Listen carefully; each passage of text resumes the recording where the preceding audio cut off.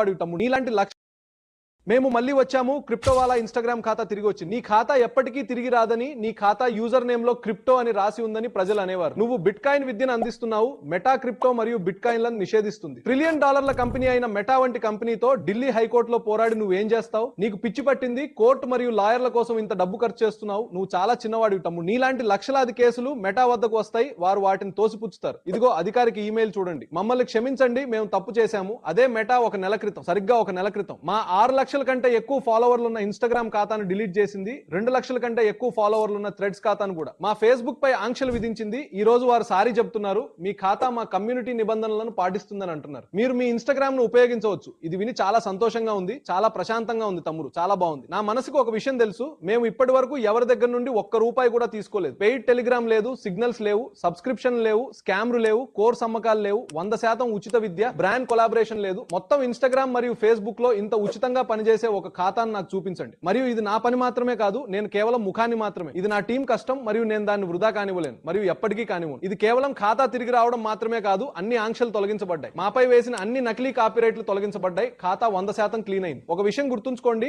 మీరు నిజాయితీగా ఉన్నప్పుడు మరియు నిజం వైపు నిలబడినప్పుడు అప్పుడు ప్రపంచంలోని ఏ పెద్ద కంపెనీ కూడా మిమ్మల్ని లొంగ తీసుకోలేదు. అది మెటా అయినా సరే. నా దగ్గర ఇక్కడ ఒక కోట్ ఉంది, దేవునికి భయపడండి, ఆయన సృష్టికి కాదు. సరేనా? ఈ విషయం గుర్తుంచుకోండి. మరి ఇది కేవలం ప్రారంభం మాత్రమే. ఇప్పుడు నేను మెటా కాపీరైట్ మేనేజర్ సిస్టమ్ మరియు date and edit option system వెనుక పడతాను. నేను దాని వెనుక వస్తాను, దాన్ని తొలగించడానికి ప్రయత్నిస్తాను. ఎందుకంటే ఈ టూల్స్ ను దుర్వినియోగం చేస్తూ స్కామర్లందరూ వేలాది మంది జెన్యూన్ క్రియేటర్ల ఖాతాలను తొలగిస్తున్నారు. వారి నుండి డబ్బులు అడుగుతున్నారు. నేను దీన్ని తొలగించి తీరుతాను.